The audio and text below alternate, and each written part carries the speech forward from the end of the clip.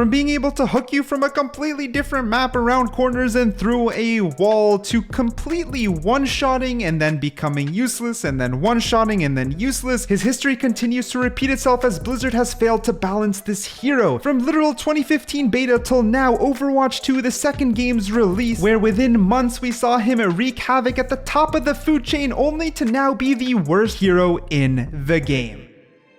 Roadhog, the ruthless enforcer of the Overwatch universe. From his introduction in 2015 to his current state in 2023, Roadhog has gone through multiple balance changes and reworks, making him one of the most controversial heroes in the game. And today, we're going to be taking a deep dive into his history and explore why Blizzard has had so much trouble balancing him. Let's start from the beginning. Roadhog was introduced in Overwatch's beta in November of 2015. He quickly gained popularity among players for his massive health pool and self-healing abilities, and of course, his infamous hook. Now obviously, this hook ability allowed him to pull enemies towards him for a devastating one-shot combo. However, Roadhog's power level was quickly brought into question as players discovered just how effective he was at eliminating squishy heroes with his hook combo. As a result, Blizzard began to tweak Roadhog's kit to make him a little less overpowered. In December 2016, Roadhog received his first significant balance change, which reduced the cooldown of his hook ability, but decreased the damage it dealt. This change was intended to make him less of a one-shot hero and more of a strategic hero in which you'd use the hook to displace, bring targets to your team for you guys to collectively deal with. Despite this change, however, Roadhog remained a top pick in the meta for quite some time. His high survivability and the threat of his hook combo made him a formidable opponent in any match.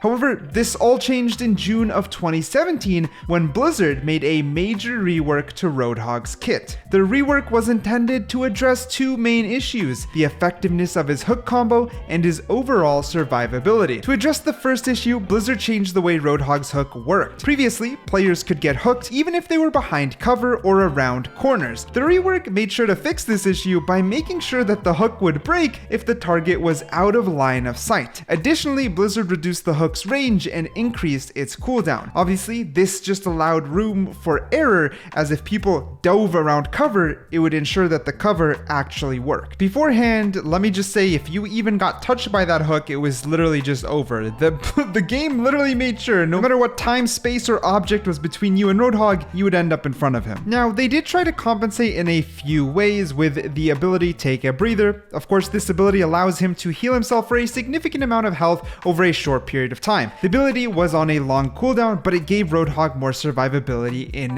teamfights. Now, what they did to Take a Breather is allowed it to be used while moving, as previously it wouldn't let you move whatsoever, which was obviously very paralyzing. Also, damage taken while healing would now be reduced by 50%, where before it was simply just a total health amount given back to Roadhog. This was actually a huge buff to his survivability, but despite these changes, many players felt that Roadhog was just underpowered now. The hook combo was much less viable, and his new healing ability wasn't enough to make up for it. As a result, Roadhog's pick rate just dropped and significantly plummeted over the next few months. And a lot of this makes sense because the damage decrease was by 33%, the fire rate decreased by 30%, and to compensate, they only gave him an extra bullet. They butchered our boy. Blizzard tried to address these issues with a series of smaller balance changes in November 2017. They reduced the cooldown of his hook ability again, and they increased the amount of damage it dealt. They also reduced the cooldown of Take a Breather. However, these changes just did little to improve Roadhog's viability in the meta.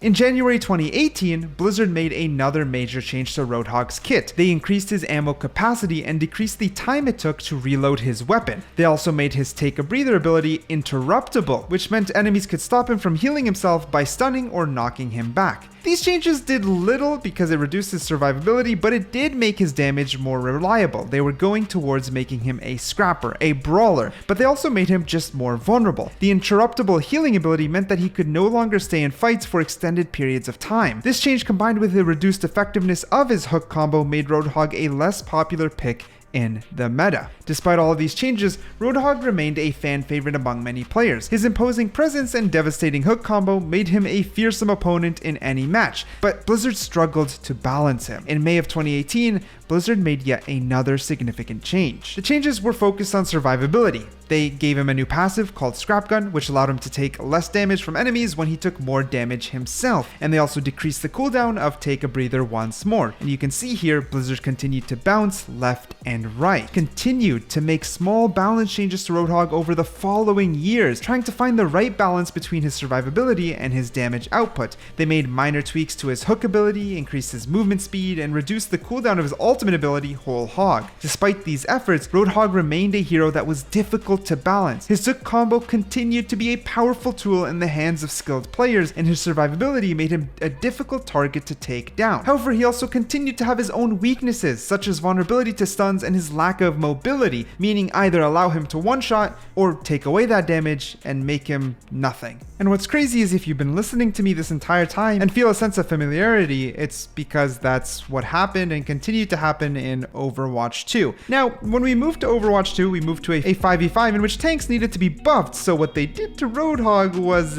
make him a lot more tanky. Well, his base health increased from 600 to 700, Take a Breather, total health increased from 300 to 350, his Whole Hog got a little bit crazy because Roadhog was underperforming in the beta of Overwatch 2, allowing the ability to be channeled, so you can kind of hold it and then stop it, then hold it, then stop it, so it doesn't automatically fire, giving it more control. What happened next was insane. Roadhog dominated Overwatch 2. No, I don't just mean lightly, I mean dominated Overwatch 2. And that's because he was facing less tanks. He was fighting more squishies. He was the only tank on the team, and there's only one on the other team to deal with, meaning he got to hook one shot more and more players. It was a perfect position for him to thrive, and he wreaked so much havoc in Overwatch 2 that I mean it literally just happened. So you guys still have PTSD from it. I'm sure if you're listening to this video, you're like, yeah, don't remind me of that, because he didn't just dominate, he continued to dominate for so long.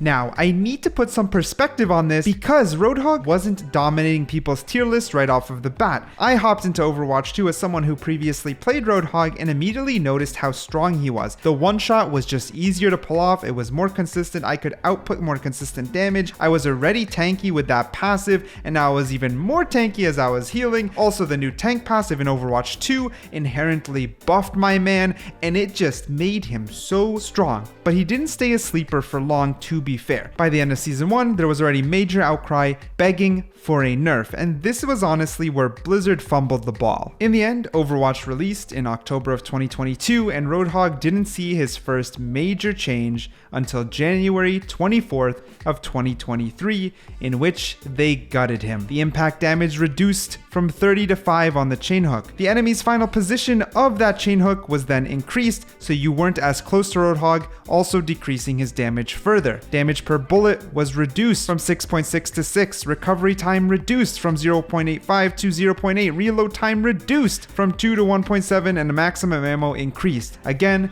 Blizzard repeats history as they try to make him a brawler. The problem about this is they just took a long time to get to this, and he wreaked havoc for too long, and the base idea of Roadhog remains uncertain. After he was gutted, he is now not a great tank, he is quite low on most people's tier list, and he's overall not very satisfying or fun to play. But he wasn't fun to play against as a one-shot hero either, and there lies the issue. Roadhog just can't be balanced. There's only one way to fix this hero, and it is a complete overhaul and rework. And as you guys listen to my commentary, we went from beta 2015 till today, 2023, and he's had the same ups and downs over and over and over. He's either one-shotting and hard to kill, or he's not one-shotting and useless. I'm surprised this rework didn't come earlier, but hopefully it's now in the works. As Blizzard has stated themselves, they're trying to add more utility to his kit and make him a better overall team player as a tank. I'm looking forward to the future, but I can't say I'm fully optimistic quite yet.